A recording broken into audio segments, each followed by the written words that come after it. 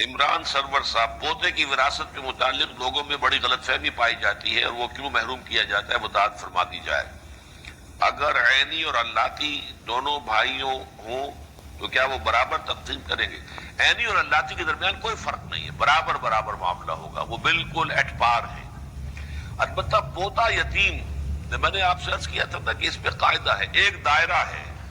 اس دائرے کے اندر اگر کوئی موجود نہیں ہے تو سیکنڈ دائرے میں وراثت جائے گی۔ اگر تو کوئی بیٹا نہیں ہے، ایک شخص فوت ہوا ہے، اس کے 5 بیٹے تھے، 5 بیٹے جو ہیں وہ اس کی زندگی میں فوت ہو گئے، البتہ بیٹوں کی اولادیں ہیں، تو اب تو پوتے جو ہیں وارث ہو جائیں گے، اس لیے کہ پہلا دائرہ بالکل ختم ہو گیا ہے۔ لیکن پہلے دائرے میں ایک بیٹا بھی موجود ہے تو پھر وہ یتیم پوتا جو ہے، جو بیٹا فوت ہو گیا، اس کی اولاد وہ جو ہے محجوب الارث کہلاتی ہے، اسے وراثت میں سے حصہ نہیں ملے گا۔ اس کو اصل میں منکرین حدیث نے بہت اٹھایا، غلام محمد پرویز نے اس پر بڑا اڈا لگایا اور بڑا جو ہے علماء کے اوپر اس پر تنقید کی ہے، لیکن اصول ہوتے ہیں، ہر معاملے کے اندر کچھ اصول ہیں، اصولوں کی زد میں کوئی شے آ جاتی ہے تو اس کو ماننا پڑتا ہے، پھر اصول یہی ہے۔ باقی یہ ہے کہ چونکہ یتیم پوتا وارث نہیں رہا، تہائی کی حد تک اس کی وصیت کی جا سکتی، فوت ہونے والا دادا وہ اپنے یتیم پوتے کے لیے یا یتیم پوتوں کے لیے تہائی کی حد تک وصیت کر سکتا ہے یا اپنی زندگی میں ہبہ کر سکتا ہے۔ مطلب یہ کہ کمپنسیٹ کرنے کے تو بے شمار ہیں، ہبہ جو ہے وہ کر سکتا ہے کہ میرا یہ جو ہے بیٹا فوت ہو گیا تھا، اس کی اولاد ہے، میں اتنا ہبہ کر رہا ہوں، اس کا اختیار اس کو حاصل ہے۔ لیکن جہاں تک وراثت کا تقسیم کا معاملہ ہے، اگر ایک بیٹا موجود ہے تو پھر پوتا جو ہے سیکنڈ لائن تک وہ وراثت منتقل نہیں ہوگی، باپ موجود ہے تو دادا پر دادا کو وراثت منتقل نہیں ہوگی۔ ہو سکتا ہے کسی کی زندگی میں اس کا باپ تو فوت ہو جائے اور دادا جو ہے وہ موجود ہو، تو ٹھیک ہے، باپ نہیں ہے، دادا ہے، دادا کو وراثت مل جائے گی۔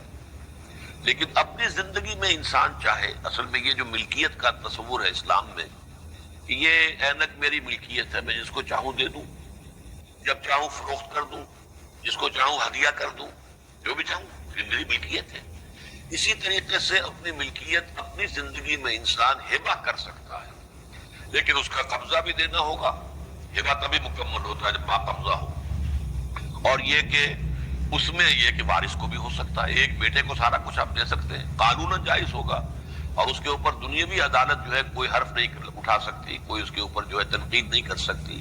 لیکن اگر اس میں ناانصافی کی گئی ہے، اگر ناانصافی کا کوئی خاص سبب ہو، تو ایک بیٹا جو ہے وہ آوارہ ہے، بدقماش ہے، اور اندیشہ یہ ہے کہ وہ ساری جائیداد جو ہے بگاڑ دے گا، خراب کر دے گا، فرض کیجیے کوئی کسی کے پاس اس قسم کا کوئی عذر موجود ہے اور وہ 2 ہی بیٹے ہیں، تو وہ ساری جائیداد اگر ہبہ کر دیتا ہے اس بیٹے کو جس کو کہتا ہے وہ صالح ہے، سمجھدار ہے، اب نفع نقصان کا جو ہے اس کو پورا فہم موجود ہے، تو اس کا جواز ہوگا۔ لیکن اگر ایسی کوئی شکل نہیں ہے اور خامخواہ جو ہے کسی ایک بیٹے کو آپ نے وراثت سے محروم کیا ہے، تو در حقیقت یہ بہت بڑا گناہ ہوگا۔ البتہ قانوناً اس کا حق حاصل ہے، آپ اپنی زندگی میں ہبہ کر سکتے ہیں، اور اس ہبہ کا معاملہ جو ہے وہ کسی ادارے کے نام پہ ہو سکتا ہے، کسی دینی کام کے لیے ہو سکتا ہے، کسی مدرسے کو ہو سکتا ہے، کسی اور درسگاہ کے لیے، کسی ہسپتال کے لیے، کسی فاؤنڈیشن کے لیے یہ ہبہ ہو سکتا ہے، اور اپنے وارثوں کے لیے بھی ہبہ ہو سکتا ہے۔ تو ہبہ اور ہے، وصیت علیحدہ شے ہے،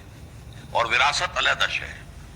یہاں یہ کہ وراثت کا حق معین کیا گیا ہے، لیکن یہ کہ اسے لڑکے کے مقابلے میں آدھا رکھا گیا، اس کی وضاحت تو میں کر چکا ہوں۔